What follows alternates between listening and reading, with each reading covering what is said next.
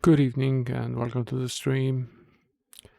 This will be the sixth part of the Might and Magic 2 playthrough, and after a few days of delay,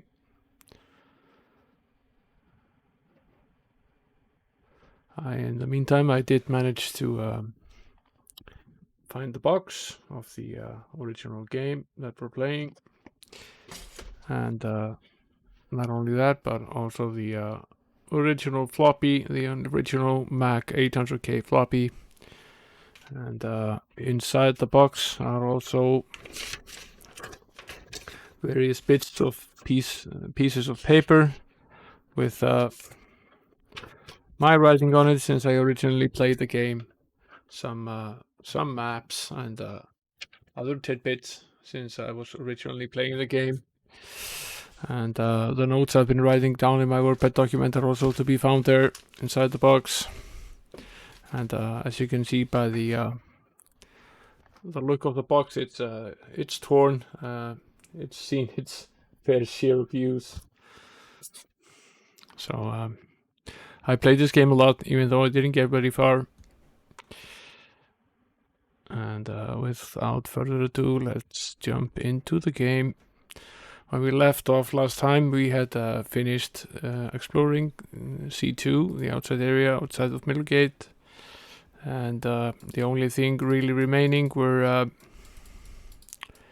a fountain at X14Y12 and a new cabin that we found at X10Y7 that had a sign above it that said chosen ones only. Hello, Brother Bill. Yeah, this is a classic Mac, although this one is actually emulated. When I originally played this game, I played it on my father's black and white Macintosh SE, and I was showing the original box earlier. Here it is, and it's a little war worn, but it might still work. But I'm using a copy of this game that I found on the internet because it's very hard to read these 800K Macintosh floppies at this point. The Macintosh 800K file format is some proprietary format that was invented by Apple. It's not a standard MFM format, so it relies on a particular kind of floppy drive that is capable of varying the speed of the drive while it's reading. So nothing can really read these floppy disks except the Sony mechanism that was on the original machines. Perhaps it could be done by some advanced controller, but I don't have access to any such thing, so I can't play from the original floppies. But I also played the game in black and white, and this version that I found is the color version. I actually have this particular version came with version 1 of the game, or 1 in the series, and version 2 both in black and white and color. So it's basically a collection of the first 2 games. And yes, that is right, it's not particularly unusual for Apple, and they still do this from time to time, set up their own proprietary stuff. But when they went to the high-density format, the high-density format is an MFM format, just like the IBM PC and the Amiga used at the time. So high-density Macintosh floppy can be read by at least an Amiga floppy drive and probably a PC floppy drive as well. And I remember back when I used the Amiga on a daily basis, I often used the Shapeshifter emulator. No, I'm not actually old enough to have. I've never actually seen a Lisa, but I've seen a Mac Plus. My uncle had a Mac Plus, and I was allowed to play with it a little bit. And Apple did a lot of fairly weird stuff, and I was looking into actually playing the first game on the Mister using the Apple II core, and I gave up on the idea because according to the programmer of the Apple II core for the Mister, the mess in the floppy drive format for the Apple II is such that they still don't have write support for the floppies. So I wouldn't have been able to save my progress, and without being able to do that, there's just no way you could ever complete Mathematic 1. You need to save often to have any chance of progressing in that game. That is the same with this one. So let's take a look at this fountain that was at 14 y12. Now what I'm going to do, since I have no idea what this fountain does, is I'm going to take a screenshot of the first character, and I'm also going to take a screenshot of the status page, which lists the entire party and their current status, and then I'm going to attempt to drink from the fountain. Yeah, I would love to actually go to both the Vintage Computer Festival, and there's also a Commodore Festival every year. I forget what it's called, and I would love to be able to visit one of those. I get to play around with some of these retro systems which I've never seen. I've seen obviously some of the retro systems. Some of those systems were popular here. The Apple II, for example, was not. I've never actually seen an Apple II in person. I've obviously seen it many times in a picture, but never actually in person. So, and a Mac Lisa I've never seen. Let's see. We've drunk from the fountain now, and I can see that in the status page what just changed is that we now have the walk on water spell activated. That is useful, and is perhaps the only thing that the fountain does. I'm going to verify that it did nothing else to us. Let's see. No, it does not appear to have done anything else. Yeah, I would probably be like a kid in a Toy Story at one of these shows as well. I would want to try a lot of these things out. So what it seems to have done is that it seems to have given us access to walk on water, and it seems to have given every member of the cast 20 spell points, whether they're a spellcaster or not. Other than that, it doesn't actually appear to have done anything. So if we rest now, these effects will wear off and the spell will go away. So I will note this down in my document here. Walk on water spell, 20 spell points for every party member. So now we know what it does. It's time to return to the square in the middle of the map, which is a cavern of some sort. I'm going to need to cast the walk on water spell, which we found in the last session. Yeah, she might actually enjoy it. At some point, I think she watched one of the WODs that I've been saving up on Twitch. Apparently, we can't go in here. It says an invisible force repels you. Now the question is,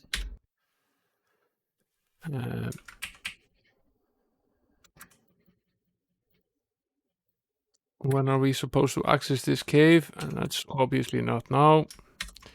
So I'm going to jot this down.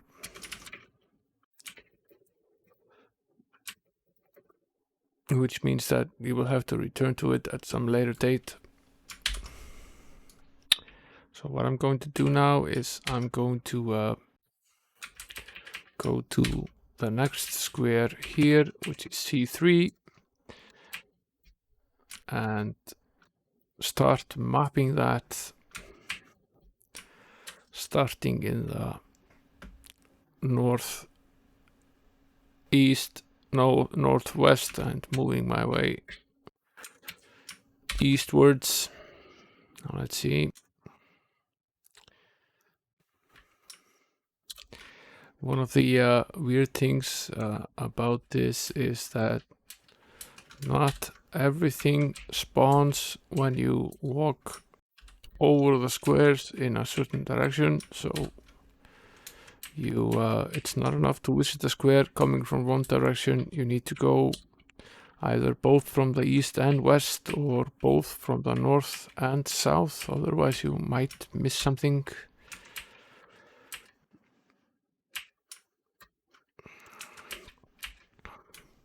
Yeah, my uncle had this Mac Plus that I often got to play around with, and that was basically my first experience with a Mac.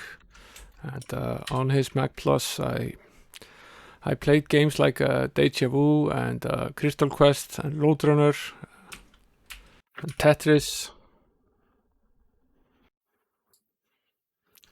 So I had some fun with his system, and then my father got his Mac SE, and that wasn't a game playing machine.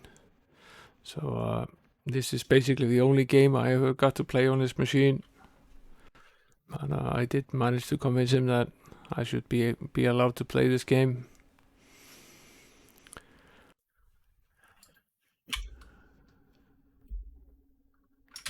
Let's see, we're in X1, Y1, and we came across a hermit.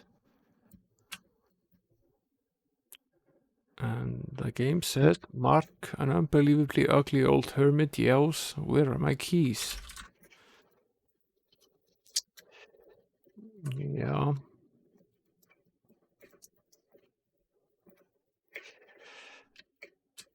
I don't know, Mark. Where did you put your keys? You don't have my keys? Get the rope and hang them high.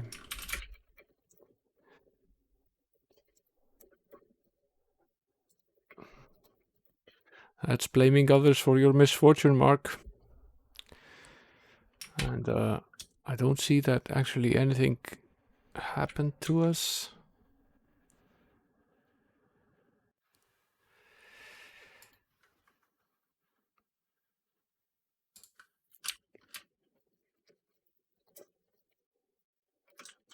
That's actually a good question. Is it a licensed Dungeons and Dragons game?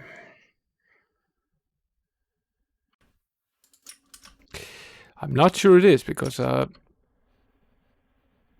this game is programmed by one John Wan, and he programmed the original game on his Apple II, and according to him, it took him the better part of 3 years to do so, and he had no crew behind him. It was just him, and he then went on to form New World Computing, which launched many of these games, most of the sequels, and it became a franchise which lasted, I think there were 9 total games in the series. There were 8 sequels, and over a span of almost 20 years. And it doesn't anywhere on the box have any sort of D&D labeling on it, so I think this is mostly his own doing. And there are some differences. For example, the maximum amount of skill points in a certain category is 21, and some of the spells are different, and there are elements such as time travel and traveling to the different elemental planes, which I haven't really seen in any other game. So it's an interesting deviation at last, but it obviously it has a lot in common with the D&D games. Yeah, the I wonder what that font is called, but yeah, it's very similar to the SSI packaging. It is. I'm wondering what is the point of this particular square? It seems to have absolutely no purpose. But let's move on. It might come to light at some later point. Impossible. Why is it impossible?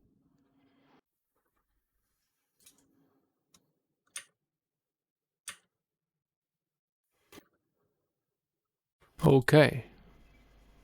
So he does pick a random character member and kills him off. Okay. So that is basically what it does. I didn't notice it from the status page. He takes one random party member and kills him off. That's awfully nice of him. And since we now are missing a party member that has the pathfinding skill, we are somewhat stuck here in between the trees. Since we were able to get in here but not out. So what I will do now is I will allow these monsters to beat us and continue from the save. And we will not visit that square on the next mapping. We will skip it, jump over it, until we find his keys. I assume his keys are somewhere to be found.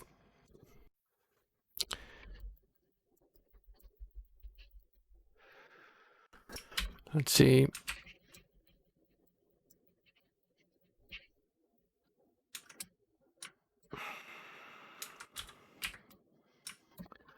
The interface for this particular game on the Mac is quite a bit nicer than the interface on the Apple II, on the PC and the Amiga.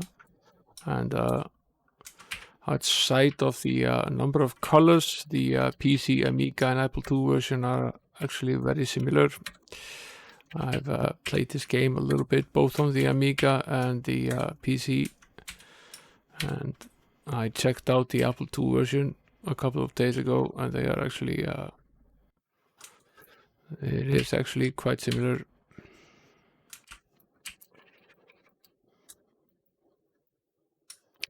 So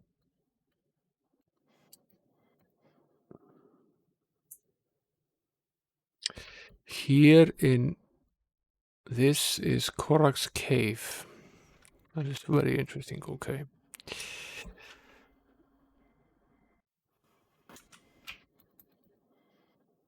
Okay, we missed this while mapping the squares here, and this is definitely where we should be going.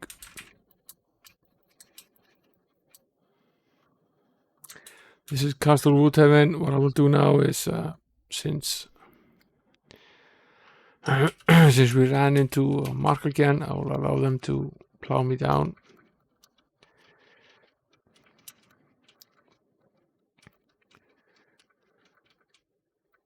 Yeah, the Amiga and Apple II and DOS version are basically controlled mostly by the keyboard, while this version has this fairly nice mouse-based interface that also allows you to use the keyboard.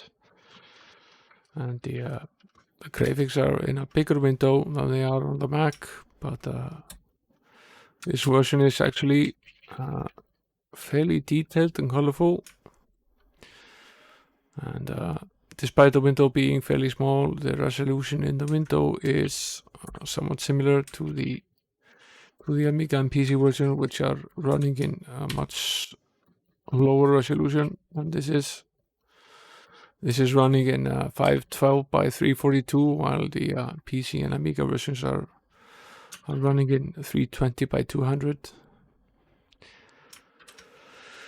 So now we are inside Corak's cave, and I will, now that we know what we're getting ourselves into, I will change the stream title here. Let's see.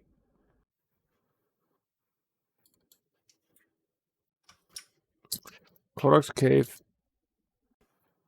That is now the stream title. Let's see where we are. Only way out, we are start out in X7, Y13. Okay.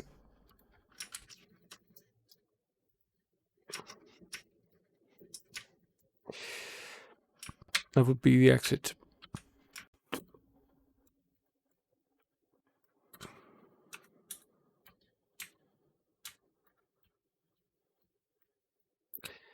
And one thing that you have to do in this game is you have to check every wall for a hidden message. There are hidden messages sprawled around every dungeon, and you need to check every wall to see if there's a message waiting for you there. So I've gotten quite used to walking around and turning around every time. Yeah, Apple made a pretty big deal out of the user interface guidelines. They wanted Mac apps to take advantage of the point and click interface.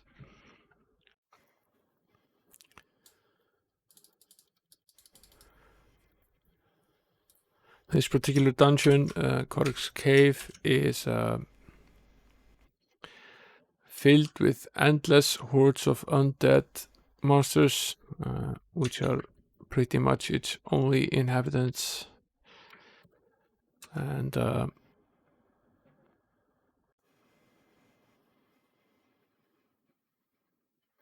at the end of the level, your prize for finishing is a spell.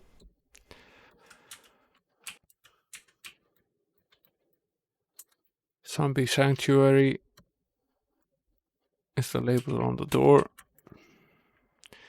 And we run into some more skeletons. Our main help here is the cleric, which can cast the turn undead spell, and with which we can get rid of most of them.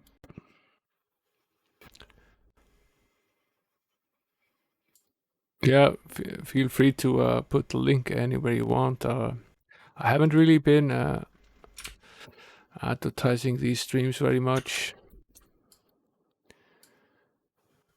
because I'm not sure how many people are actually interested in these old Mac games. But no doubt some are. And my plan for this is to stream the games in the order that I played them on the platforms that I played them on. So for the next game, which is number 3 in the series, I'm going to have to play that on my Amiga, which is sitting here next to me right now.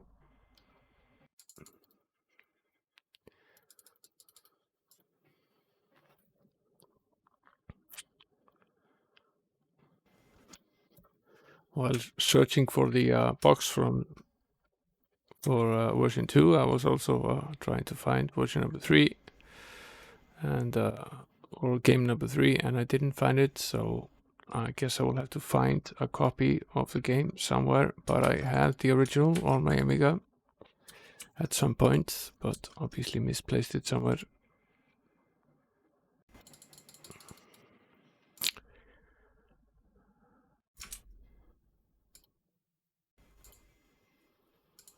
Let's see. Okay, things are going pretty well in this cavern so far. Sarcophagus storage, more skeletons. Corak's cave is actually a fairly easy cavern. I remember when I originally played this game, I played this much earlier on.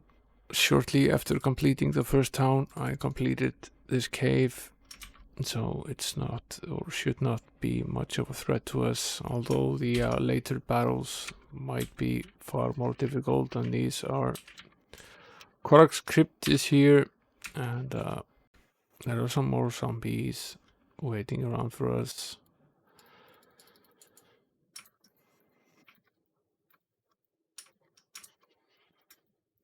We have a pretty easy time getting rid of these.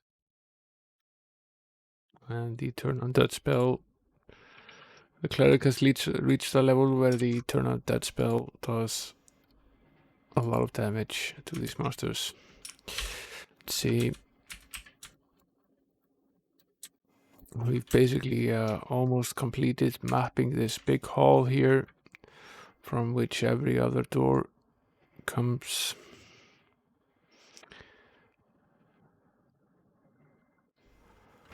I wonder if I can cast the turn on that spell from the paladin and the cleric as well.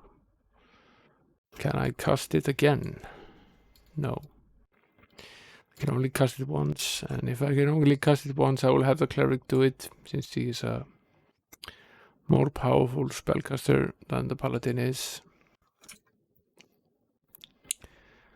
Let's see, we are running out of food, which is a bad situation to be in.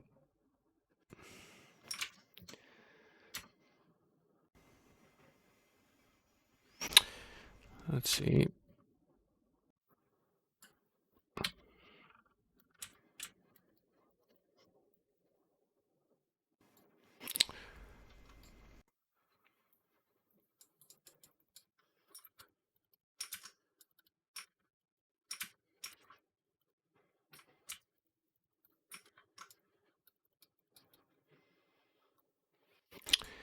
We will have to travel back to Middlegate and buy some food. In the meantime, I'm going to power cure the robber so he doesn't die while opening this chest, which is not a great idea. Let's see. Okay, we survived.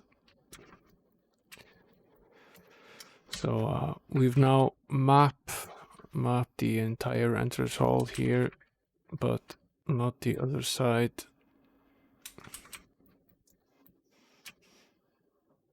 This is the exit. We'll go outside and run back to town. Ran a little far.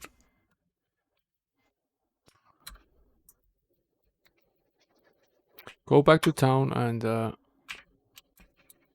sell some of the gear that we might have found, which was nothing, and go to the tavern, stock up on a feeding frenzy, all you can carry, and save the game. The only way to save the game is by signing into the inn. A system that is both brilliant and infuriating at the same time, because sometimes it would be so much easier to be able to save somewhere out in the field without having to travel back, but it also makes the game far more difficult to play, and I think it would be too easy if you could basically save before every combat and just try it again and again. This forces you to play a little bit carefully, because you know you might die at any point, so you go back on a regular basis and save your progress, and you pay attention to what you're doing, because otherwise the game will punish you. And as I've mentioned multiple times on these streams, every time you get a little bit cocky, this game will punish you. So now we've mapped this little hall here, and it's time to try one of these doors. There are 3 monsters here, 2 of these phantasms and a poltergeist, and it's an easy battle for us at this point.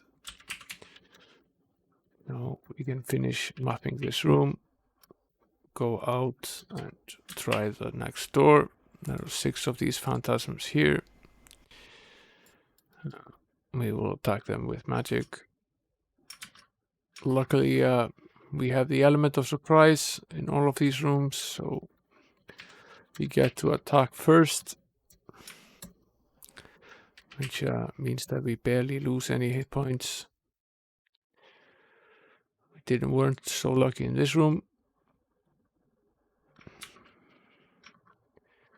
but these are all undead monsters and fairly easy to take care of. So now we've done these 3, we should probably take the other 3 on the other side. Take care of these cursed corpses first, because they can curse the party members, which makes it harder for us to hit other monsters. We become extremely unlucky, and we didn't quite succeed. We have 1 cursed party member, but that's okay. Not the end of the world.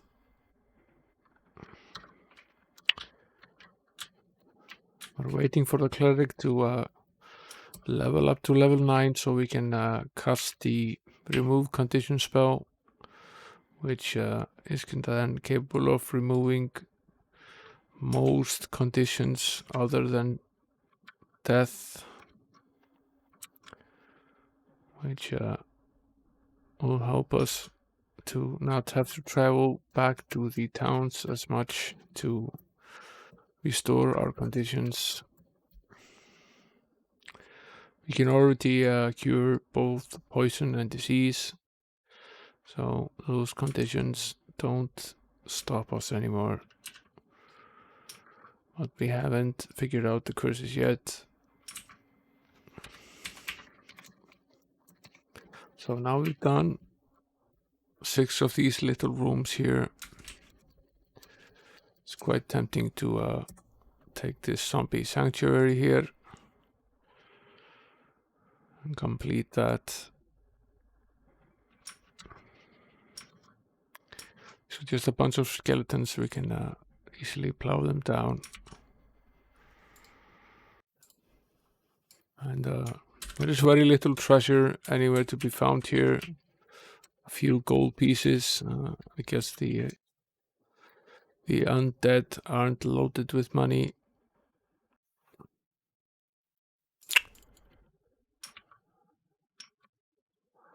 The coffin creep, this is the first fairly difficult monster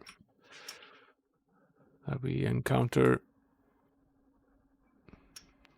He has a decent amount of armor. He's much harder to hit, and in addition to that, he's mostly immune to magic except for the turn undead spell. So he's a far more difficult enemy than we've faced so far. So now we've done these. There are some zombies left here.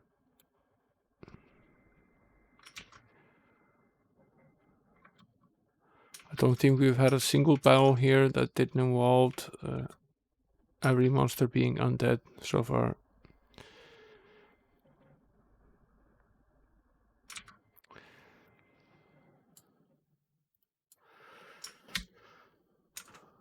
And we move along. These are unlabeled doors.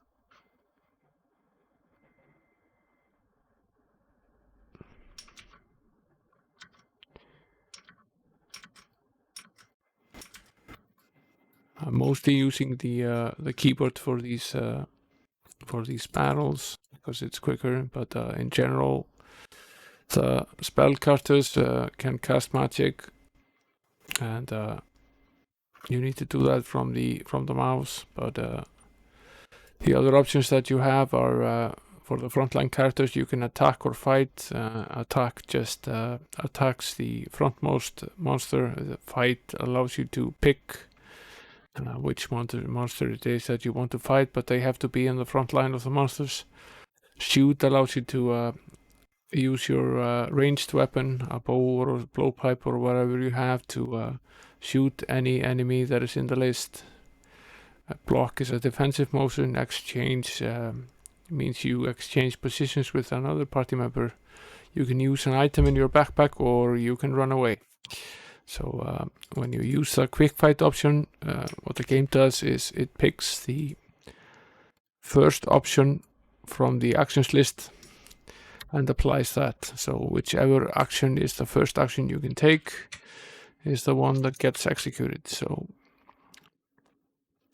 It's perhaps not always the most optimal way to fight the monsters, but it is by far the quickest. So if you're in an easy battle, there is no point of dragging the battle out if you don't need to. So the quick fight option is very nice for particularly those purposes. So often if the battle has reached a stage where you're pretty sure that none of your cast members will perish, you can use the quick fight option to get yourself out. And it's just a matter of constantly clicking it until you're done with the monsters. Or if you have overestimated your abilities, until you die.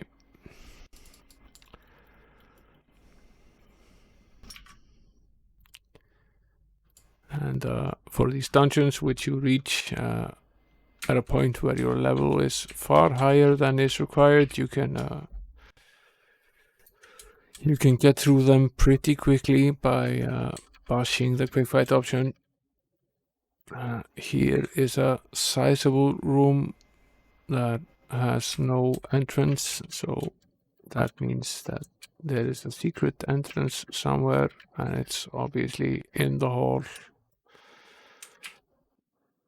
This one is the one that says only way out, and it seems to also be the only way into this room here. And here we are. An ingenious sorcerer named Lloyd tells the tale of his great invention, a beacon spell. It's been real useful for me, now it will aid you as well. And this is a very useful spell, and is the reason I went in here.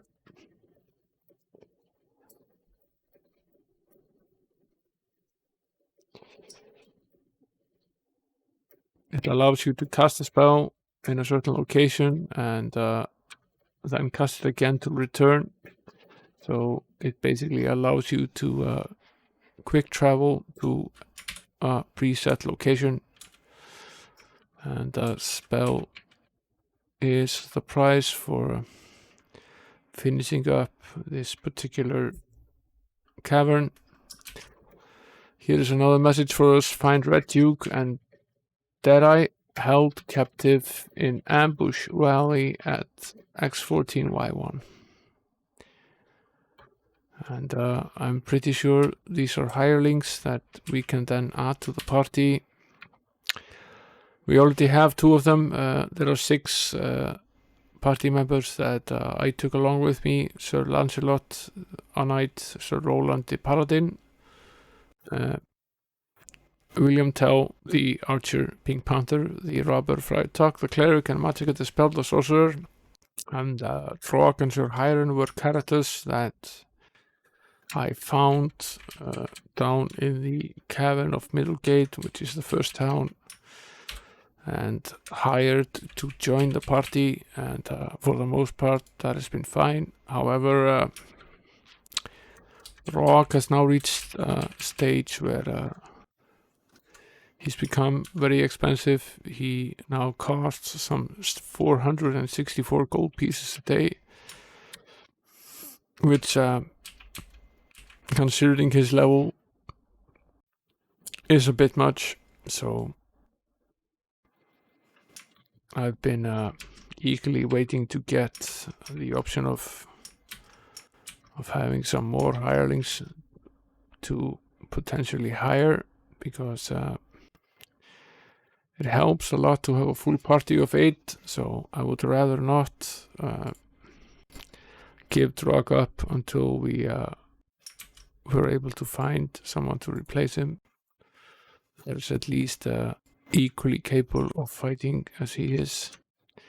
The problem with Drog really is that he's expensive for what he does for us. He has a high number of hit points, but his armor is very limited because he's a barbarian, and he can only wear very basic armor, and he can't wear a shield, so it's very difficult to bring his armor class up, which also means that he always sustains a considerable amount of damage in every battle. So even though he has all of these hit points, he's often one of the first ones to become unconscious. Whereas Sir Hiram the Knight is both far cheaper to rent. He's only 28 gold pieces a day and much easier to armor up. He already has an armor class of 19, which is some 8 points higher than Drog the Barbarian. So I would very much like to get rid of Drog.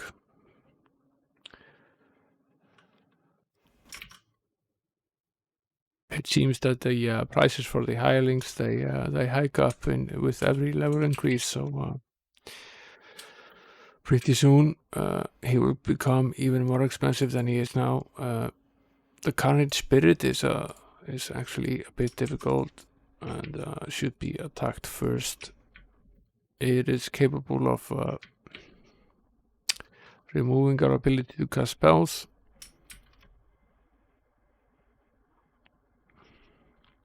So we will now use the turn undead spell, and then we will finish off the rest here.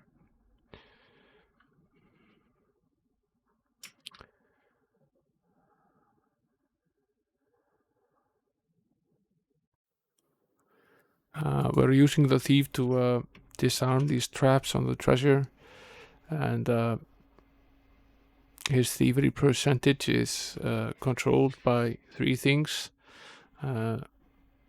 his luck, his level as a robber, which automatically means that his thievery percentage increases every time he levels up, and the thieves pick that he's wearing, and he's wearing a thieves pick +3, which gives us a slight bonus. So right now his thievery is at 60%, which basically means there's a 60% chance that he's able to disconnect these traps, and therefore a 40% chance that he's unsuccessful. So on a fairly regular basis, these traps blow up in the face and cause damage to both the caster and usually the party as well.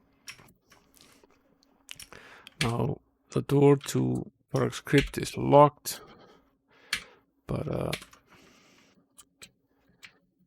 we will find some way of either passing it or unlocking it.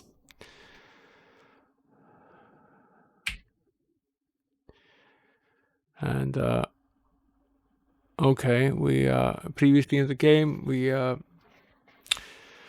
fought a battle and won one of these admit 8 passes, and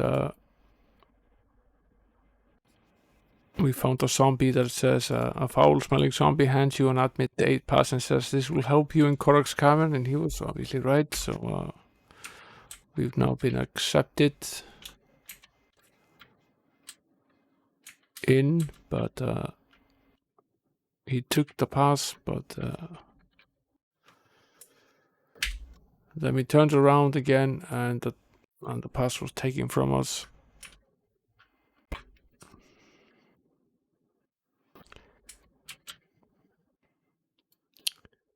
So what I'm going to attempt to do here is use this spell, which doesn't work. Okay, we will simply have to return back for the ticket. Hey, Mr. Cola, thanks very much for the host. Welcome to the stream.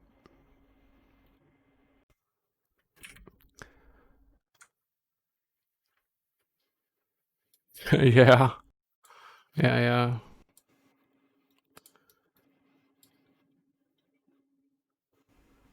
Let's see.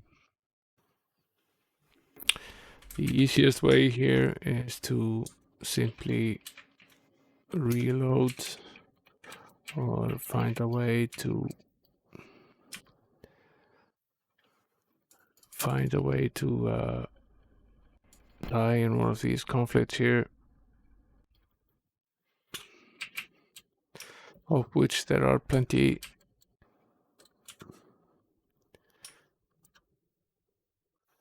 Thanks, hey Pixels, welcome to the stream, thanks for the host.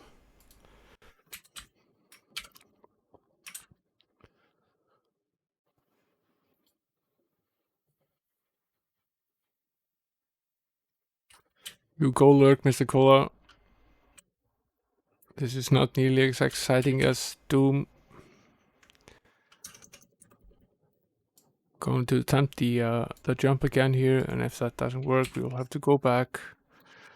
A moment's lack of thinking here was quite damaging to us.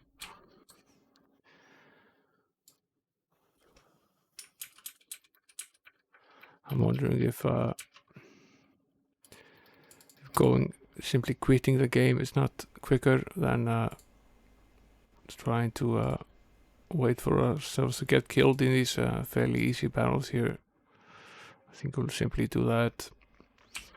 So we have to go back and we have to fight some of these battles again and map some of these areas. That's okay, it wasn't particularly difficult.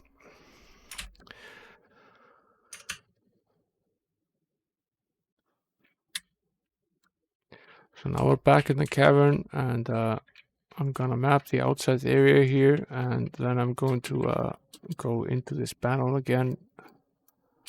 Just gonna run around to map these squares, and then I'm going to return directly to the main event, the fight there. We only have one of these passes, so chances are that we only get one chance to go there without going to see the zombie again. We have to unlock the door.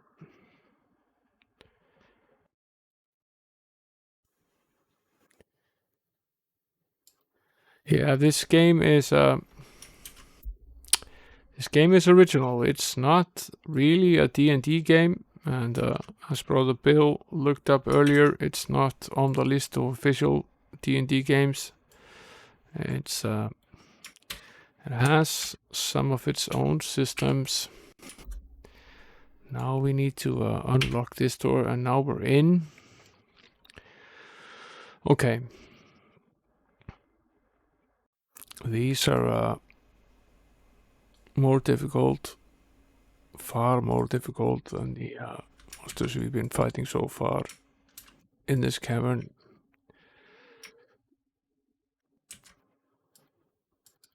And now the question becomes, how many of them go away when we use the turn on death spell? A few of them did.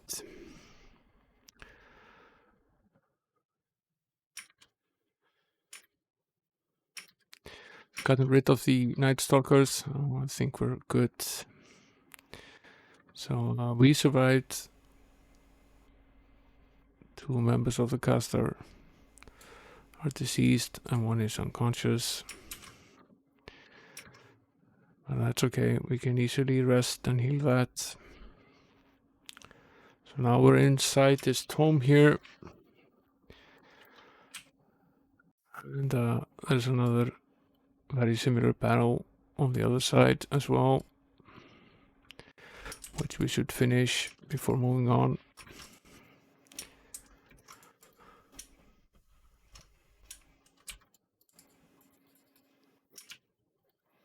Let's see.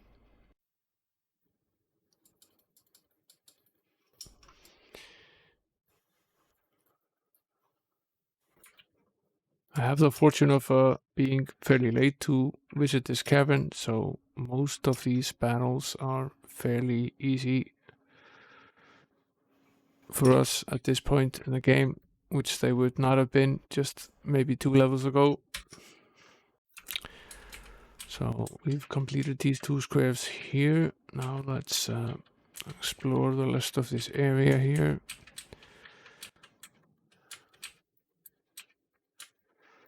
Probably at least one more, yeah, at least one more of these battles remaining before we have any chance of grabbing that spell.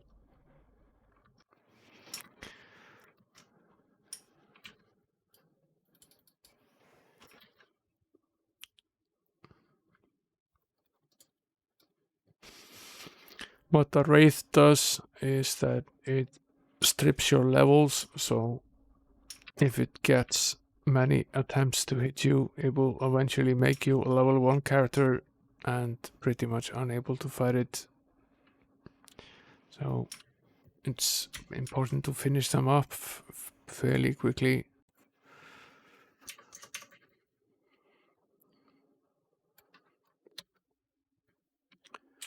Let's see what's here.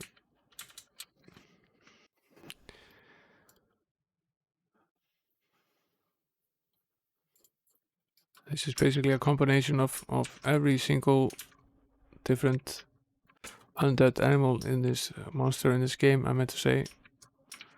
Hiding in this cabin here, we've seen pretty much the entirety of them. This time around, the turn undead spell didn't help us at all. Hey, Brother Bill, thanks for the host.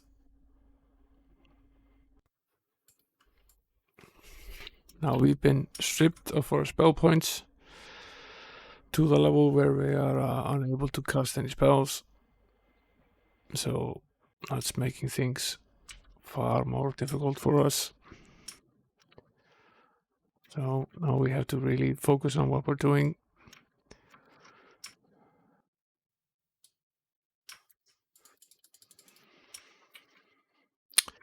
Most of my party members have some sort of ranged weapon, so they are capable of fighting in a battle where they're unable to cast spells, except for the cleric. There aren't a great deal of ranged weapons available in general for the cleric.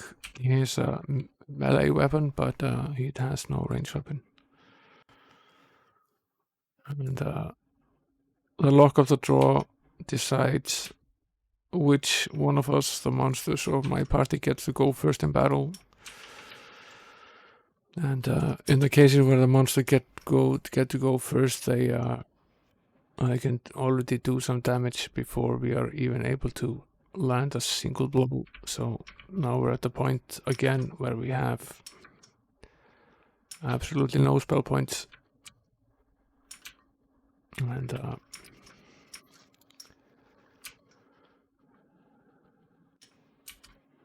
this is obviously supposed to be very difficult, and it is. So we could easily lose these battles, but we're a level high enough that I think we will still pull through. Although the ones where the battles where the monsters get to go first, they are far more difficult than the others. Now, there's a barrier in place here, which means that we are unable to access the central square probably until we finish killing off these monsters.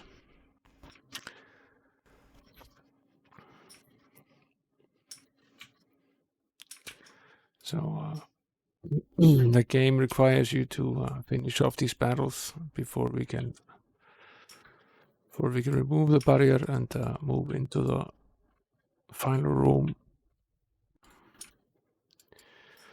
Now, for this particular square, we can't use magic at all, so whether he's draining our spelling points or not, it doesn't really matter, because we are unable to cast magic anyway. And these are very difficult. This is perhaps the most difficult one yet.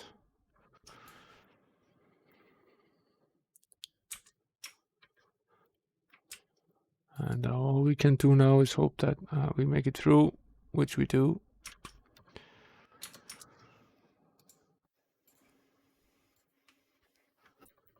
So let's see, where are we here? We're here, and can we use magic again here? No, we cannot. And we have here. Is this a location where we can use magic? Yes. So these two squares there are locations where we can't cast magic.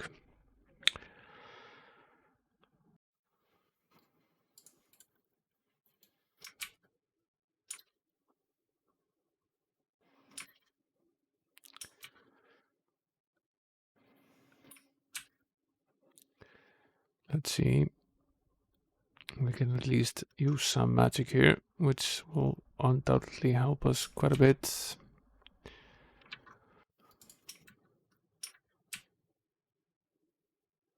Here we go. We can rest up. Let's see. Okay.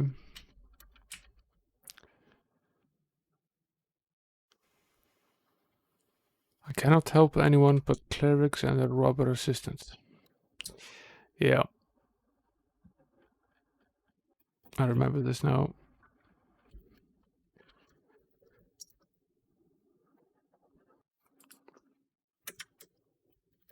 I'll jot this down in my document here.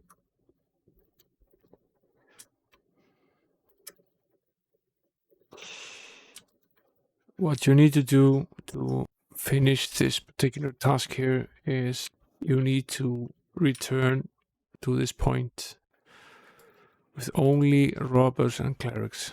And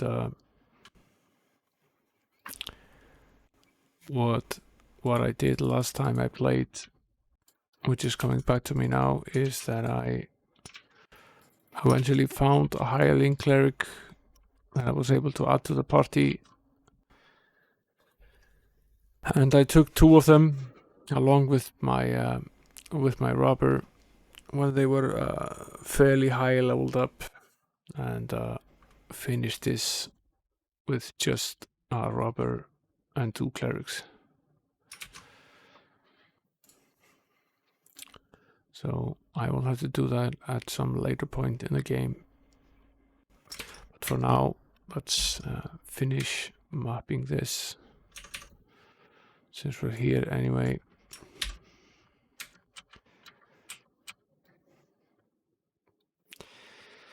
And these battles here are fairly difficult, and we are earning a high number of experience points for each battle that we complete. So I'm hoping that when we get back to Millgate after completing these, that we are able to level up at least some of the characters.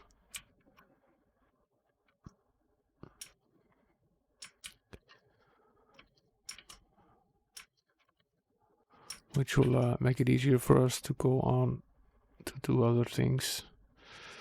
Let's see. We're getting almost 4,000 experience points for these tougher battles. Roughly 2,500 for the easier ones. So that's making things fairly easy for us. I assume that this barrier is only removed after we bring only the robber and cleric here. So what we'll do now is we'll go through this end of the door to finish mapping this, and then we will complete these little fights here, just so that we have them completed, so we can map the area. Let's see. Now we can basically cast the turn on dead spell, kill many of these skeletons, and hit the rest.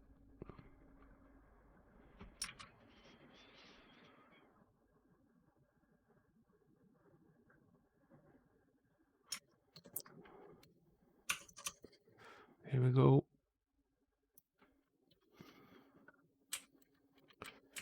We already checked every wall for messages, something that you need to do in this game because it likes to hide things that you need to know on the walls.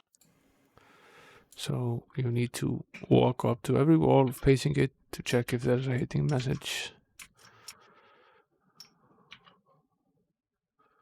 Or if you don't, then some things are more difficult to solve.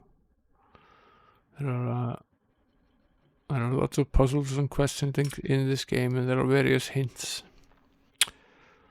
spread around.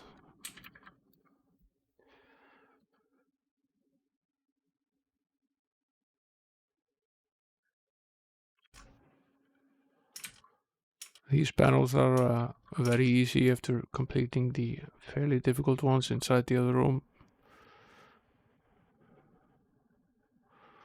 And they blow by pretty quickly and are barely even resting between battles. Running around, mapping these squares to go back. Okay. There were 6 of these rooms and they were all fairly easy.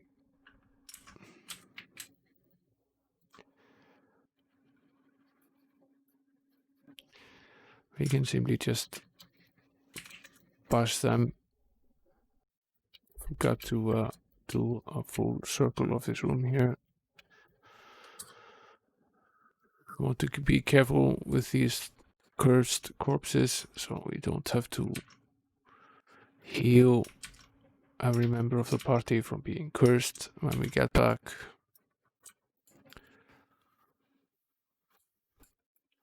I'd rather not. Just the one remaining.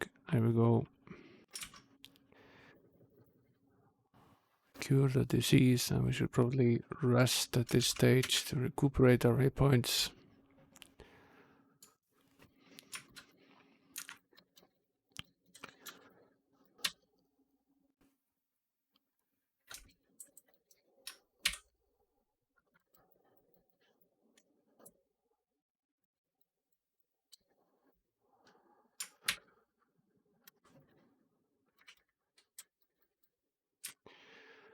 Zombie Sanctuary set the sign on the door, and they were right about that.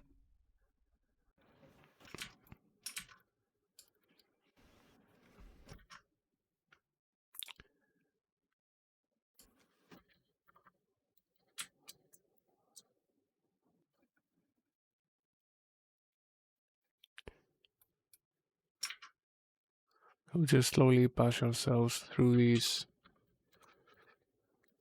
We know that these battles are fairly easy. We've already finished most of them earlier, but have to return because we made a mistake when we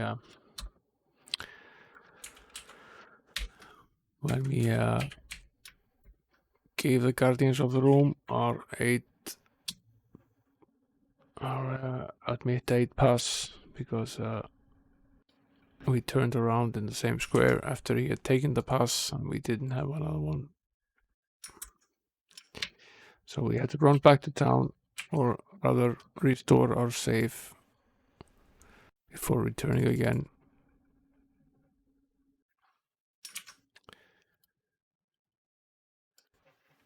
We found a lot of items now, which is interesting. One of them was a bullwhip.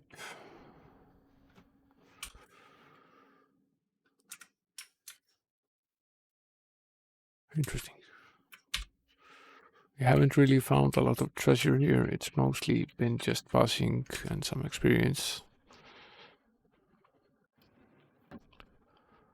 But that's okay. We need the experience.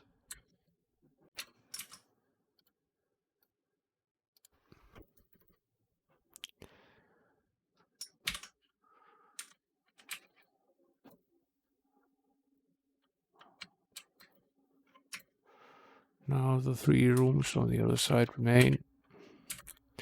And this secret area here that we already found previously.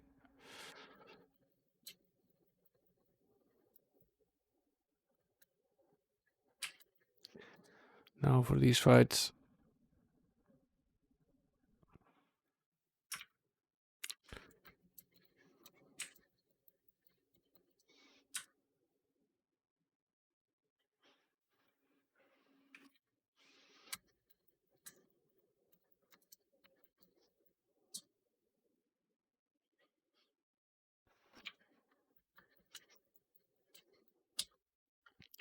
That was easy enough.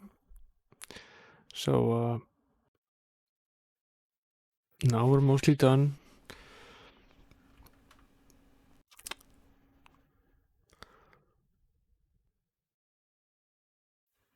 And we'll return at a later stage when we have only 2 clerics and a thief. And we need to be at least some 5 levels higher up to be able to finish these battles using only a cleric and a thief. We'll go to the blacksmith and sell the loot. And we will visit the tavern and stock up on food, although we still have some of it left. And then we will visit the training grounds, see where we are. We are ready for level 9 with the knights. We are a few off with the hireling barbarian. Also a few off with the hireling knight. We are ready with a robber to level 2, level 9. We're ready with a cleric, and we need about 40,000 for the sorcerer. So we were able to level up half of the characters, which helps. Our thievery percentage is now 61%, so it increased by 1% for the level hike. And we gained quite a few hit points. Now the cost of drug is 466 a day. It's hiked up a little bit.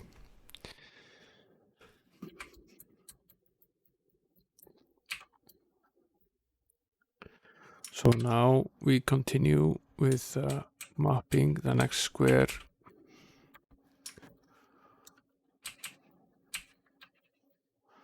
Which would be C3. We haven't mapped any of the outside areas yet except for C2. And we need to walk through every square from at least 2 directions to be sure that absolutely sure that we triggered every square, because some of them are dependent on the direction you are facing when you enter them.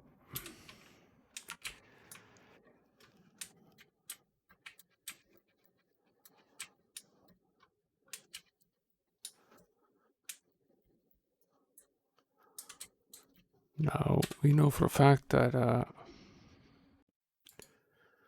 there's an interesting character here in the next square, which will pick a random party member and hang him if we touch the square. So we will simply not enter that particular square. Try to not visit it on the way back either. We ran into a random encounter here with some undead monsters.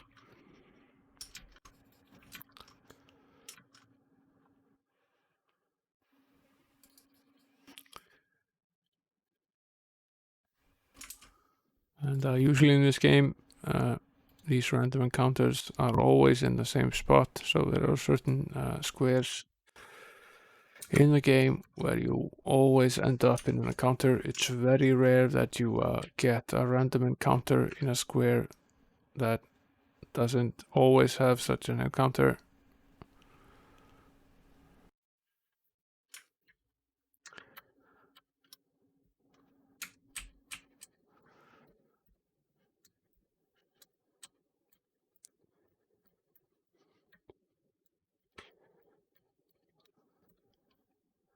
You need to be careful not to disturb the guy in X1 Y1. He, however, before he hung us, he told us that he was looking for his keys. So I assume somewhere around here his keys are, waiting for us to find them.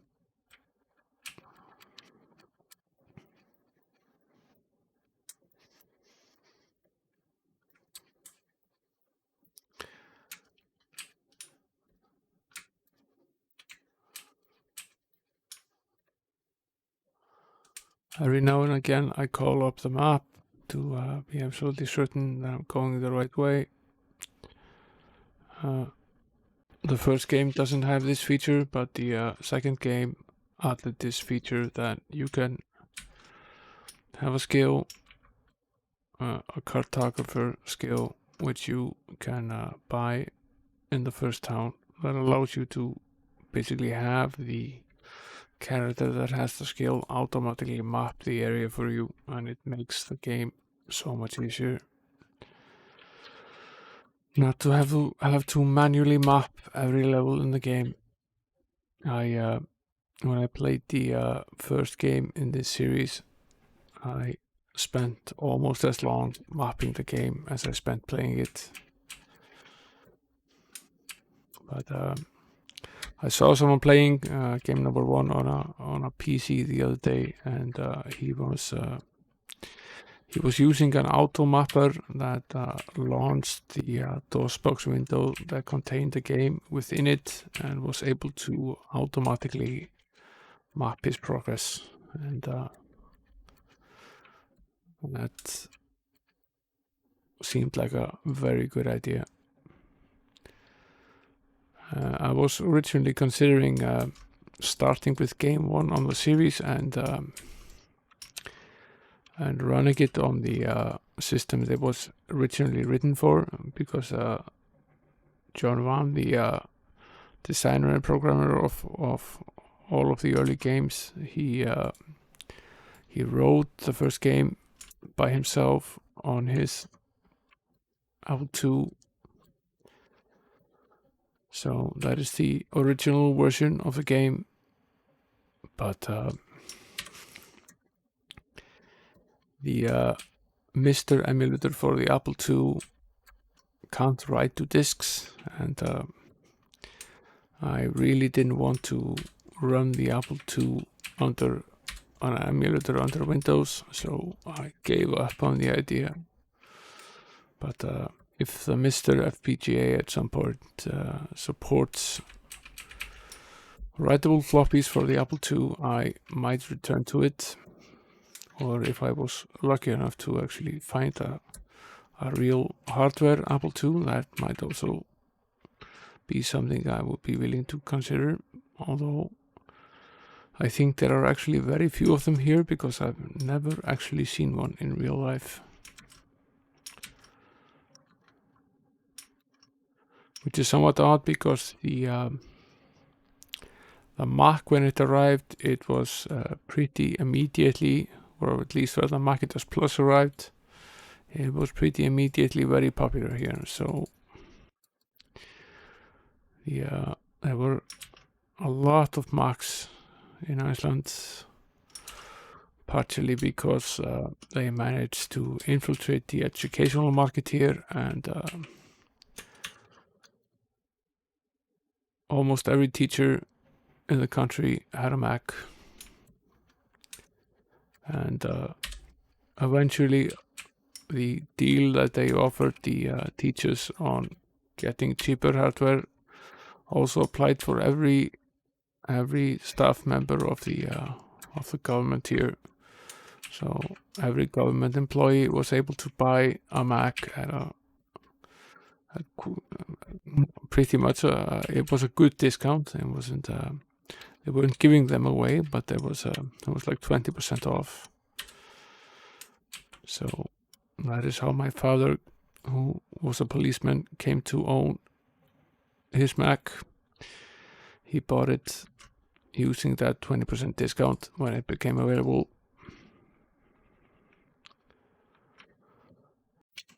And it was on his machine that I played this game, after convincing him that it was a good idea to let me play games on his Mac.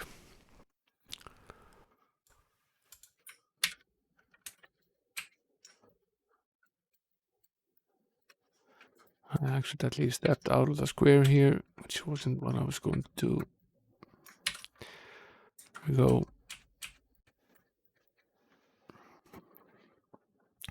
Since I stepped off the map, the encounter that we just had earlier returns. If you exit the square, all the encounter spawn points are reset. So that means we will have to do this battle with these kind spirits again. Let's see. We're about almost halfway done mapping out C3.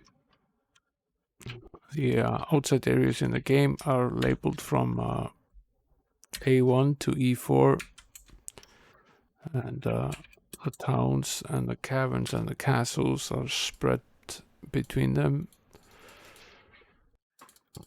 This area here, which is around the center of the map, is mostly green, but the extremes to both directions are covered in snow and in sand and in fire.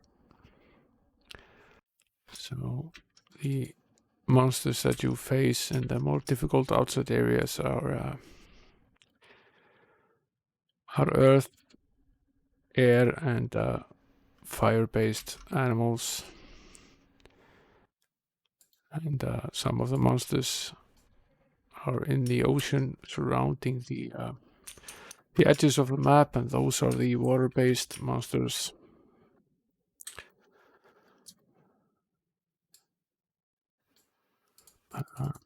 In the center of the map here, this is still fairly easy.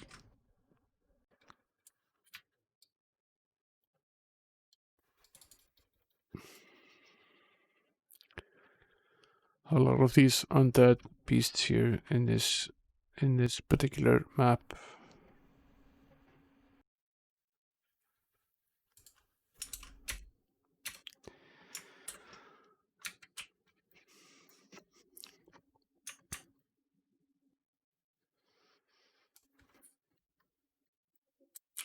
We're going through a map, basically looking for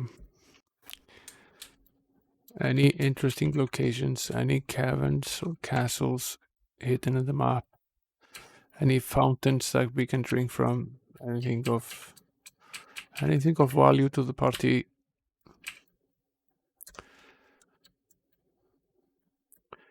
And it's convenient to have the map automatically mark the squares as you walk through, so you know exactly which parts you checked and which parts remain.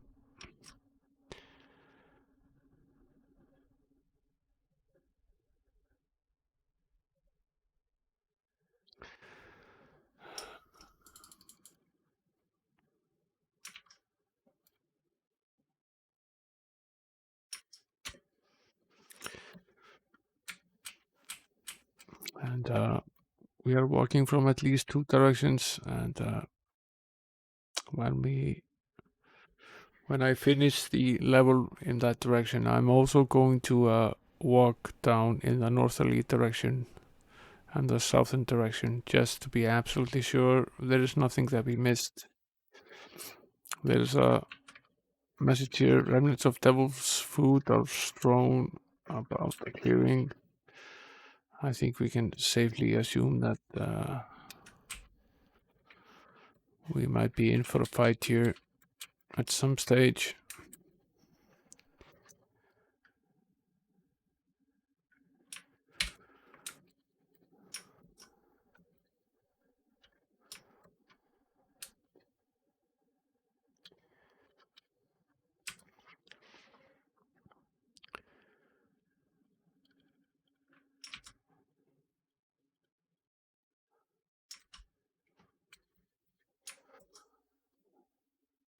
These kind spirits, again, they are actually rather difficult. It's a good idea to try to take them out before they do serious damage.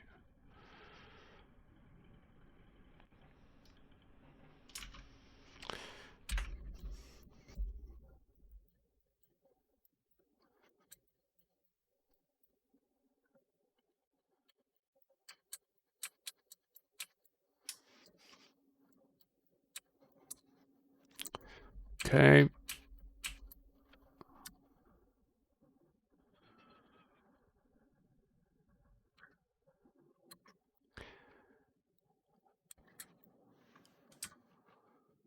There are some cursed corpses here. Most of these battles aren't very difficult, but I would like to try to get out of this battle without having every member of the party cursed.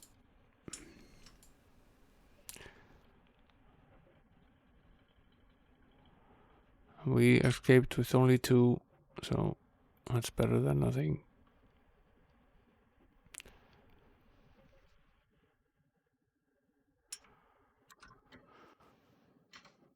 We ended up with a dead robber, which wasn't really what we wanted, but it's okay. We will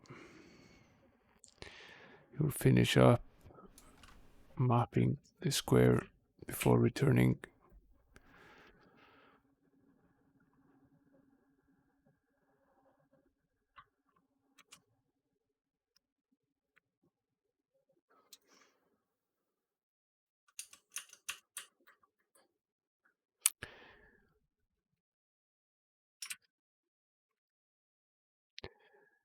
I will use the Turn Out Dead spell to help us out a little bit here.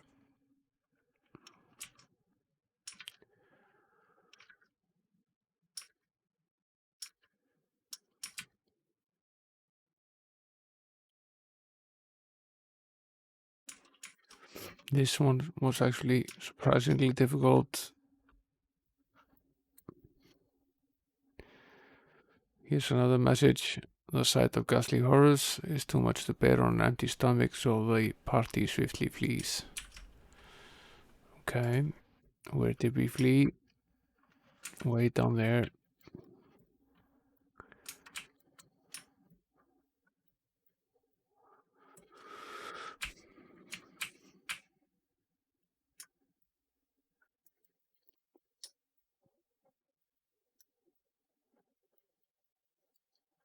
I assume there's something there.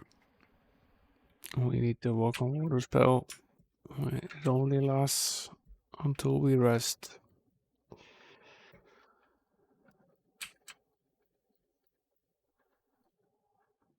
Some more undead animals, monsters here. Let's see.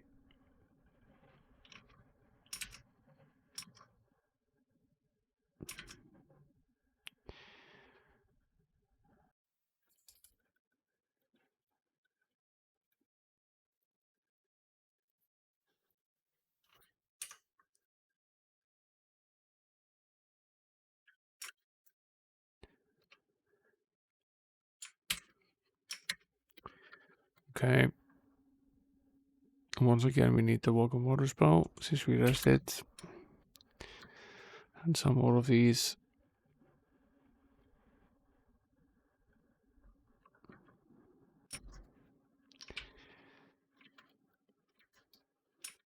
These battles are eerily similar.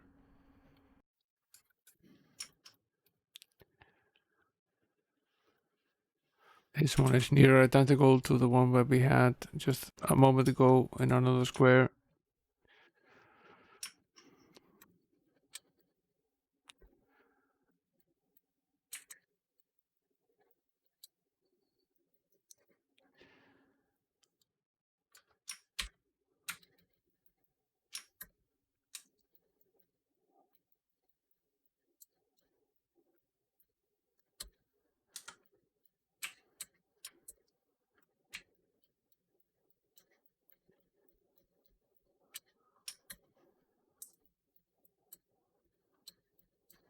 Nothing in these squares, but some more monsters here.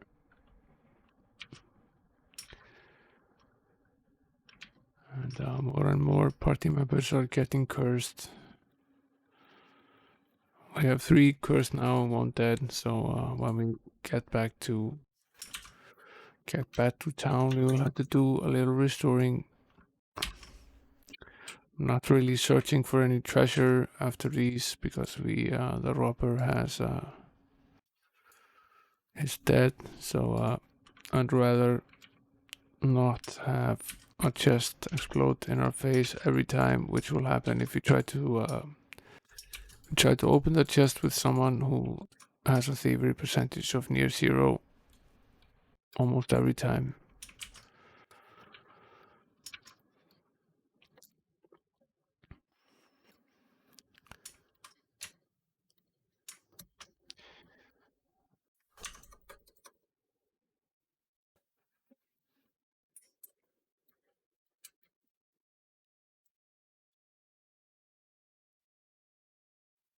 Have some more of these lost souls,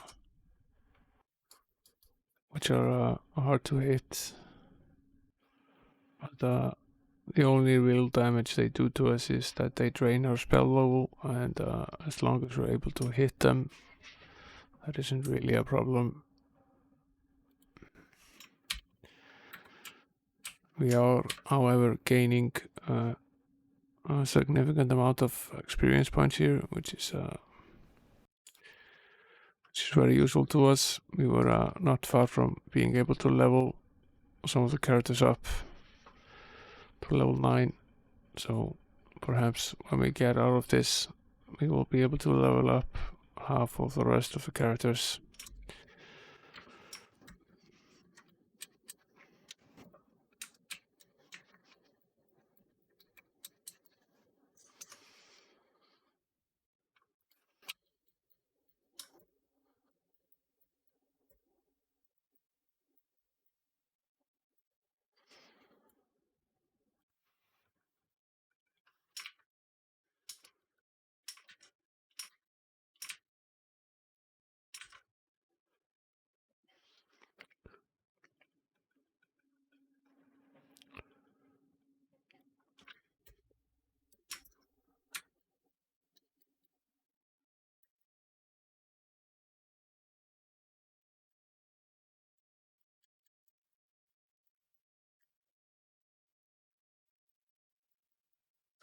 We are now close to the top row of C3, so we're almost done mapping it.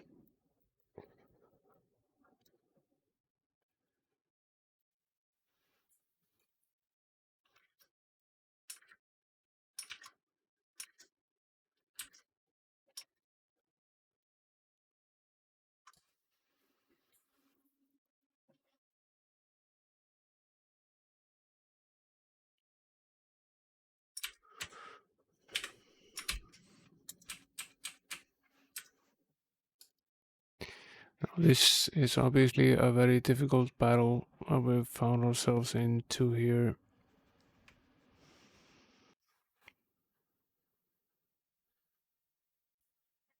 Which I'm not sure we can actually survive.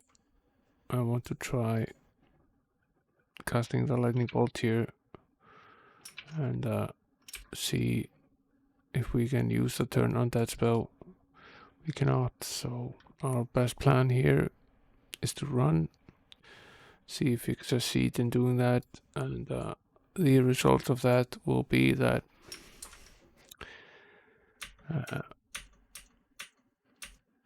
we will have aged quite a bit. Going to see what the damage is like here. 23, 38 for the hireling, 28, 33 for 28. This is still okay. But we got away easy now because the ghost is a very formidable enemy.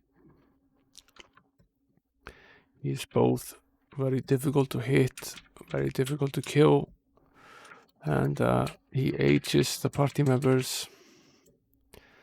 So if you aren't careful, he will age you to the point where you are, where it's very difficult for you to continue the game. We will now restore all of these characters. None of them are dangerously old. They're all okay, and we do get a spell later on which will help us reduce the aging. So it's not a huge problem, but it could have gone pretty badly. We got lucky that we were able to run away. Otherwise, our other option would have been to lose all the mapping we had done so far and go back to the inn And it somewhat shows that you can never really be too careful in this game.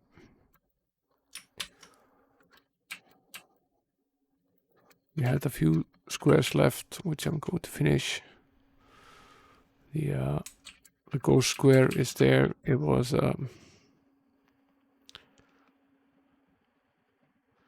thanks, Pixels. Thanks very much for joining me. Have a nice night. It's also late here. I will probably finish off this map and then think about going to bed myself. It's 1 a.m. here.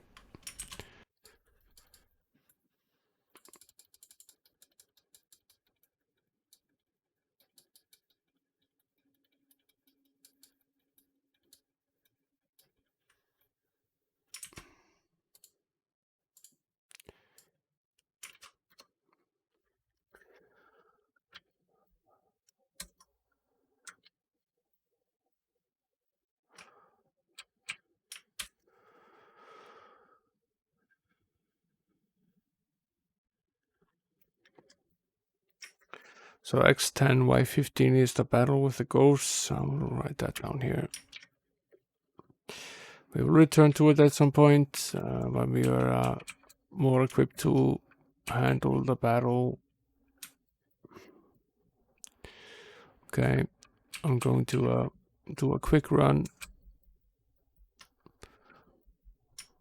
from the south through all of these squares here.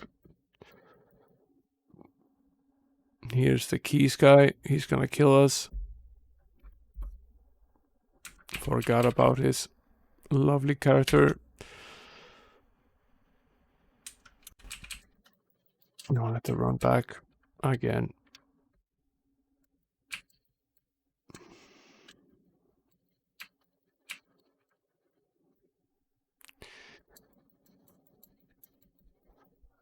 And cure whoever he killed.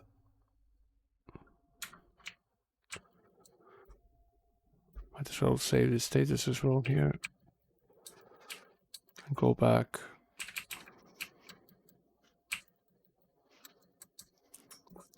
There's a lot of running here right now.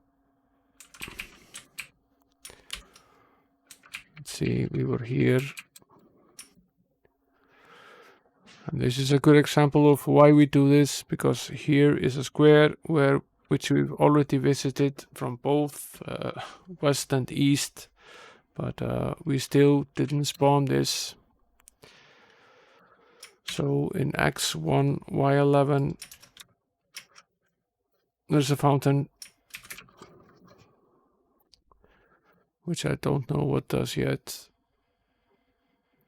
So what I do in these situations, as I did before, is I take a screenshot of a character and then I take another screenshot of the status of the general status of the party, and then I try drinking from the fountain and I watch for any changes. There were no forces changed and there are no spells cast. There is no difference in the armor class, the spell points or the food or the hit points. We have the same might and the same number of hit points. Our level did not change. However, our spell level is now at 9 for the night, which is interesting. The spell level of every character has been set to 9.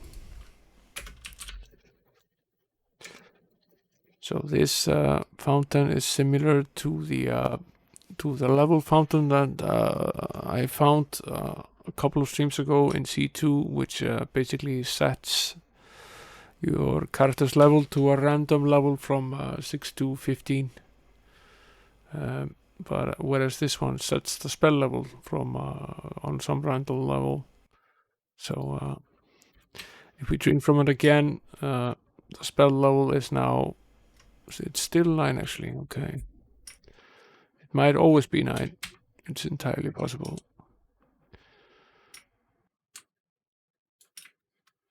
Okay, it always sets it to 9, okay. So it sets it to the maximum, basically. That can be useful because now we have, theoretically, we might be able to have access to some spells that are higher level. However, the only case where I can see this being useful is if we were lucky enough to find the Holy Word spell, because we could then come to this square before going to the square that contains the ghost and cast the Holy Word spell, even though we aren't at a level where we're able to do that, which will eradicate the ghosts. So that might be one way to win the battle with the ghosts without having to be basically level 17. So we might want to take a look at that at a later point. But for now, we're done with this fountain. So we will travel here. We'll go down here. We've seen this before multiple times. This one spawned from every direction.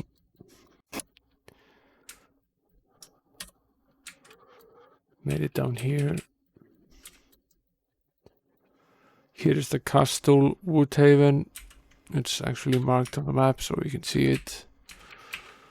But again, that is not spawned from any direction except from when you're coming from the north. So theoretically, you would have to travel every square in every direction. I think it's enough to travel from the north and up. The problem with having left is that we need to do some of these battles again, and we will get cursed again, but we can fix that.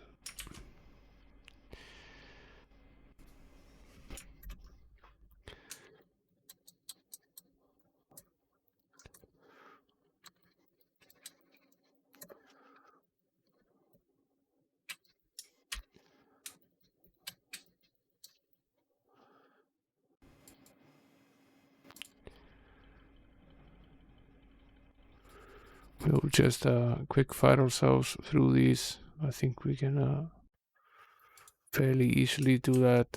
These dancing bones are a little bit difficult, however. So it will take a while to get them down. I'm not sure if there is any party member right now that is able to actually cause any damage to these. So we will probably perish here. That's okay. We're mostly just mopping. We've already gone through this before. There's nothing really to be gained here. Problem with some of these, particularly these monsters that are immune to melee attacks, is that if they manage to train us, like happened there, and William Tell, the archer, is not alive to fight, then there is no one on the roster that is capable of inflicting magical damage. So if we end up in that particular situation, then we have a bit of a problem on our hands.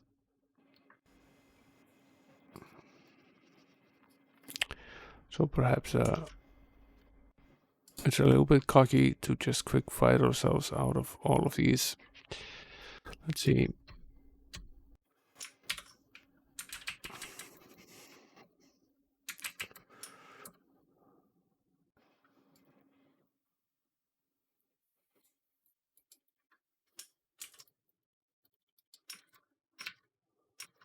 We at least need to do the first round here, attack them with magic first and cast the turn on dead spell, and then we can finish the rest fairly easily.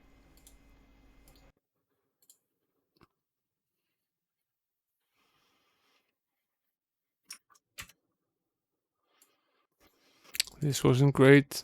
We were attacked during our rest.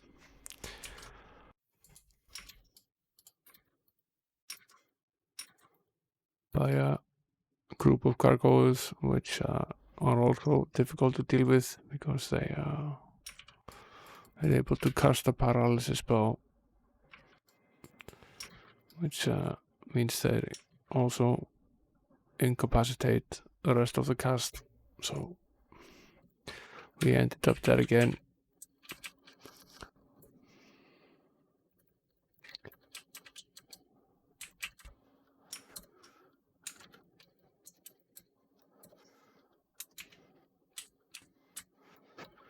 We were pretty much done with this square.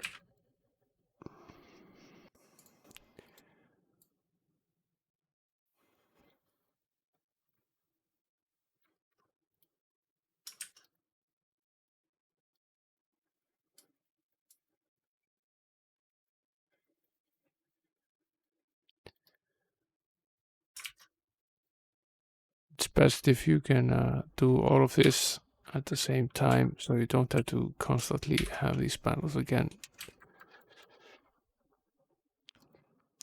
I'm also fairly sure that there is something in that water square in pretty much the middle of the map. It's very unlikely that you have a square like this protected from all directions without having something in it.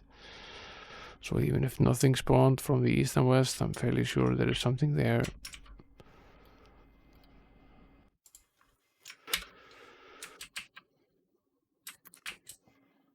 Here are these battles with these lost souls again.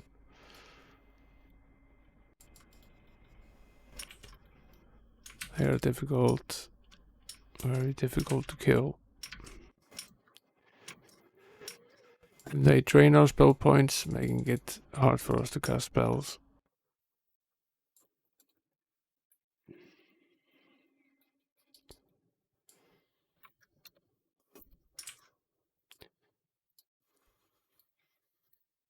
I'm gonna check out what's there.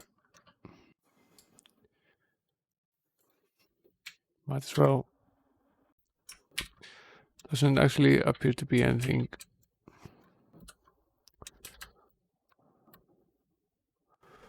Careful not to walk into the ghost battle again. That would be a bad idea. Would mean a certain death.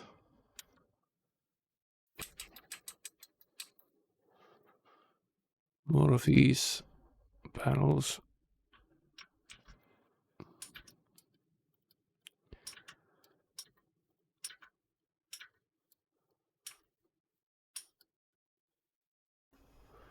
We've been drained of every single spell point, so all we can do now is beat them up.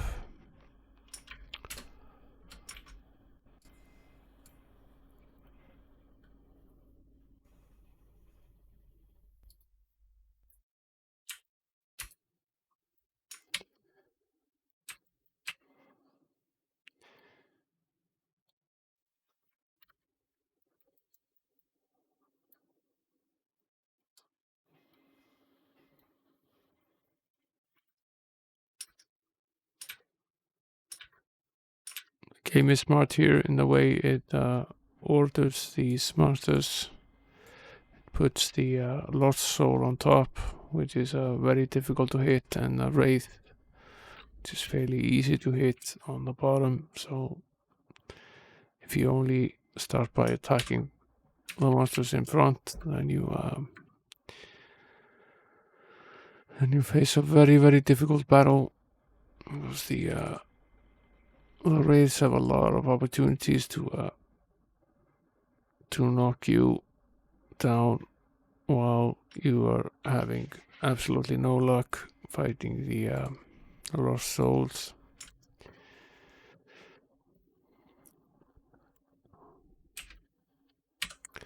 And we completed this.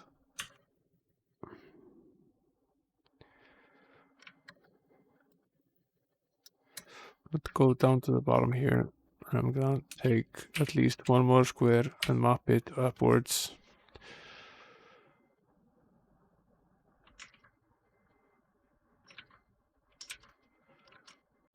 What I tend to do when I do this game is I tend to have try to take turns doing caverns, which are fun and interesting, and doing these explorations, which can be a little bit of a drag. So I'm not always doing fun things or always doing things that are relatively boring, but try to mix it up a little bit. That as in most of these old RPGs, there is quite a bit of grinding to be done. You have to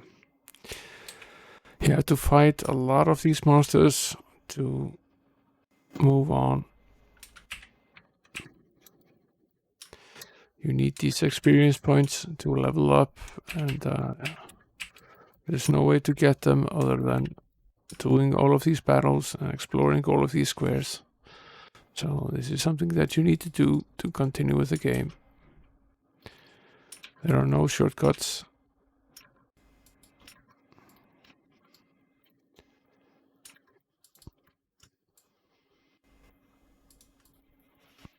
And that's fine. It's just the way these games are.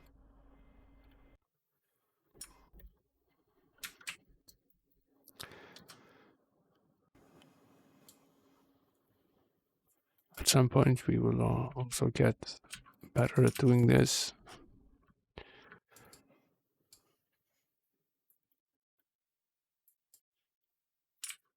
We've already won 336 battles since I started playing this game on stream. It seems like a lot of battles.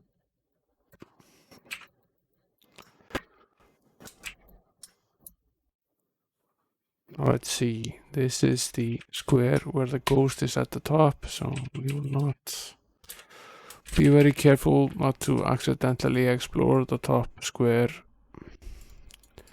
Not interested in going into that battle again.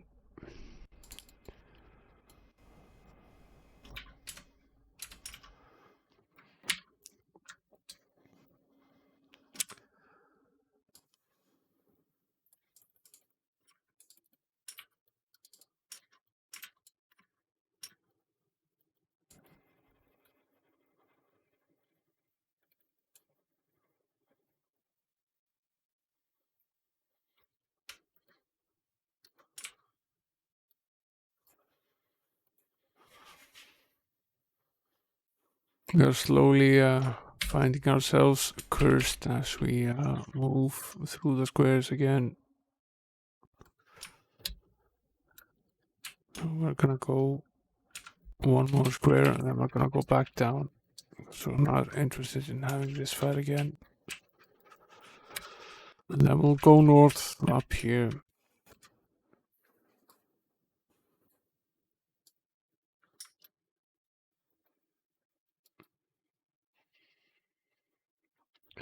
You would think that exploring the same square from either north or south or east or west was enough, but it is in fact not enough.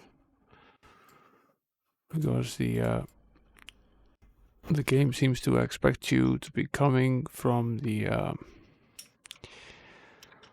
direction of the road, and if you aren't, then it doesn't spawn whatever is supposed to happen on that particular square.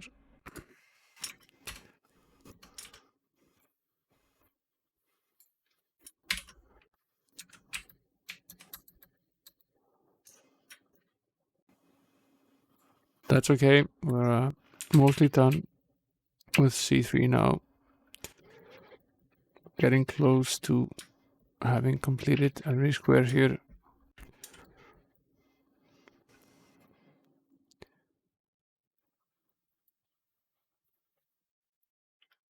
From pretty much every direction. So that we know there is nothing hiding from us. And these battles are winning us valuable experience points again.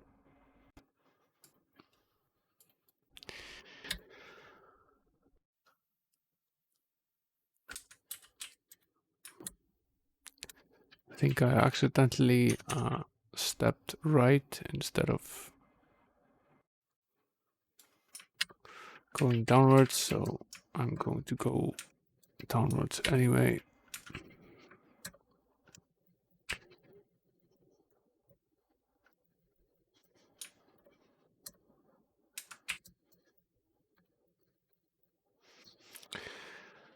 And another battle here with the dead monsters.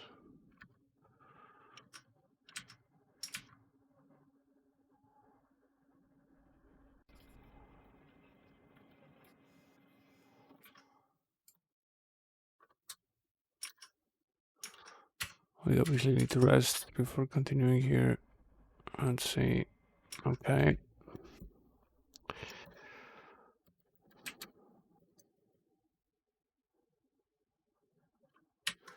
A walk on water spell was waiting for us. All we had to do was pay someone 50 gold, and he taught us how to walk on water in the last stream. A small price to pay for what is a very cool party trick.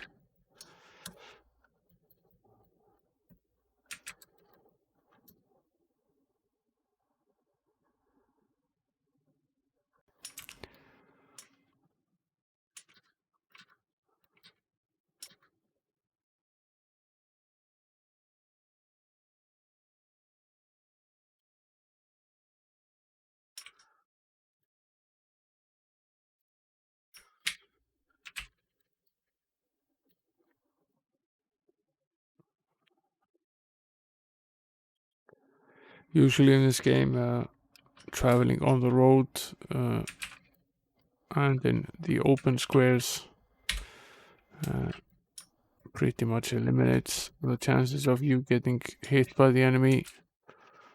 Is if you travel off the road, then the chances of having a random encounter increase quite a bit. But as I mentioned earlier, it is always in the same square, so if you want, you could potentially write down the encounter squares and just make sure never to step on them, and you won't have these random encounters. What I'm going to do now is I'm going to follow the road back to town, and we are going to sell some of the stuff we found here. I'm paralyzed, I should probably rest. The shopkeeper doesn't allow you to shop unless you are, well, can't have any status other than good. And we found a lot of stuff, so we have to trade some of it back to the knight because the hirelings, Corak and Sir Hiron, they're not allowed to shop with the blacksmith. Only the player characters are allowed to use the shop. So now we're done selling our stuff, and we are almost out of food again, so we need to buy some more, and we need to go to the temple and restore our condition to remove the cursed condition. I forgot the robber, we need to do him as well, and then visit the training grounds and see where we stand. The rock leveled up, so did Sir Roland the Paladin, so did Sir Hiron the Hireling Knight, so did William Tell the Archer, and so did Magica Dispel the Sorcerer. So now every character is at level 9, which is good progress for tonight. Cost per day for the Barbarian is now 723, and that is almost to the point where I throw him out. We have some roughly 50,000, 45,000 roughly gold per character, but I still find paying 750 per day to be a very high fee. Now let's see.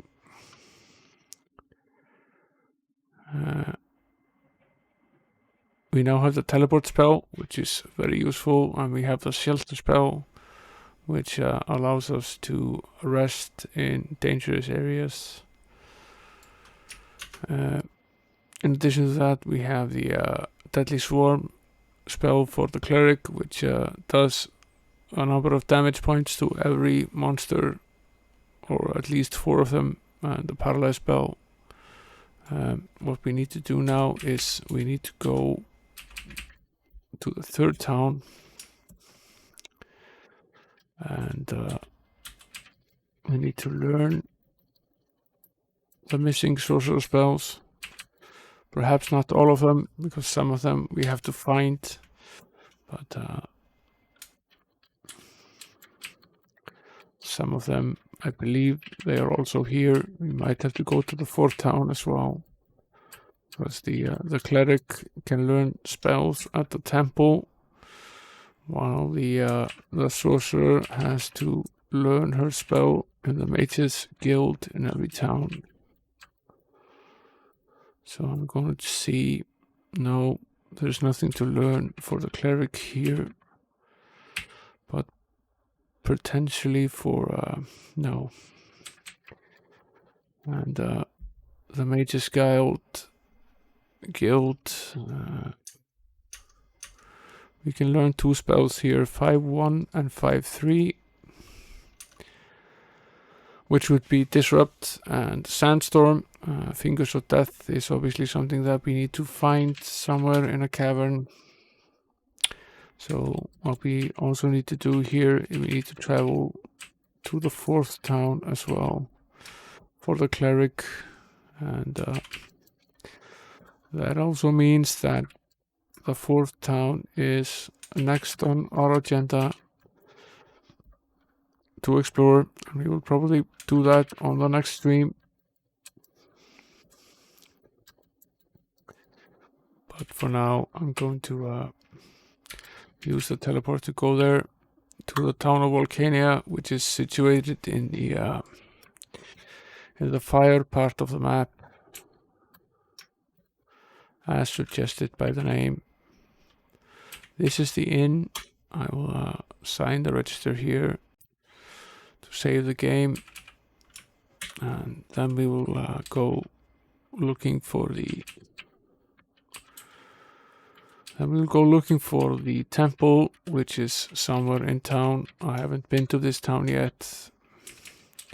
These teleports are very useful in each town. There's a teleport to...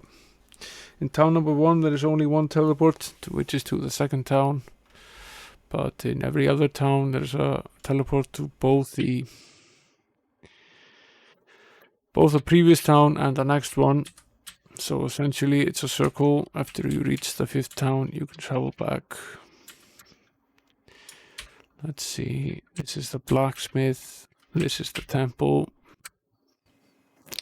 Yes, you may. I would like to donate a little bit, and then I will learn these 2 spells, clerical spell 4-6 and clerical spell 5-5. Which are Holy Bonus and Remove Condition, which is exactly what we wanted. And in addition to doing this, I'm going to go back to the 2nd town as well. On our way, Volcanian Transport, we will go back to Tundra, which is in the snowy parts of the map, and we will go back to Zanzibar, and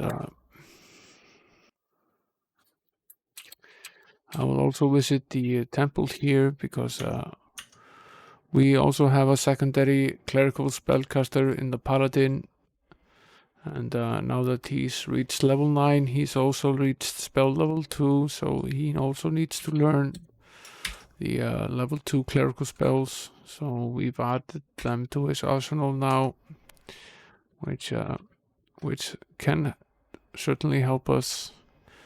He can now cast Cure Wounds, Heroism, Pain, Protection from the Elements, Silence, and Weaken. So as the paladin and the archer advance, they become more useful characters. And I will also have William tell the archer learn the single level 2 spell that is on offer here, which is 2/7 protection from magic. And I noticed that he hasn't learned Identify Monster, which means that that particular spell is available in town number 1, so we need to visit the Mage's Guild there as well to finish learning all the spells we can. What are we now? We are now back in town number 1, so what we need to do now is visit the Mage's Guild here, which I need to remember where it's located. It's somewhere here in town. It's not here. Sleepy Mage's Guild, it's here. So William Tell needs to learn 2/3, which is Identify Monster. And then I believe we have learned all the spells we need. We've leveled up all the characters to level 9. We've stocked up on food, and now we will save the game by entering the inn. I will quit the game. And as I've done after every stream, I will make a new folder here. I will name it a roster backup, Middlegate, level 9. I will make a duplicate of the roster file, which is the save file,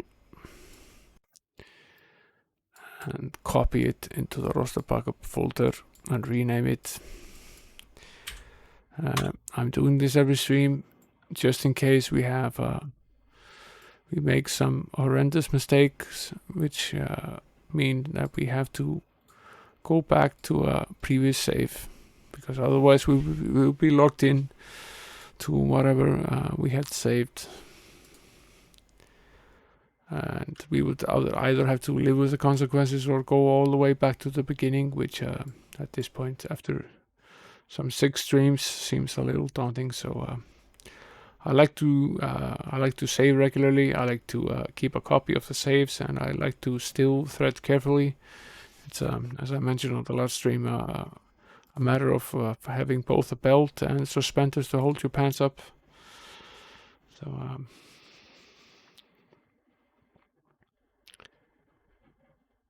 as for now, it's 1:30 a.m. here. I need to get to bed.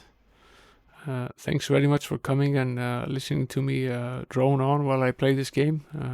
I hope you had as much fun as I did, and I hope to catch you next time. But until then, good night.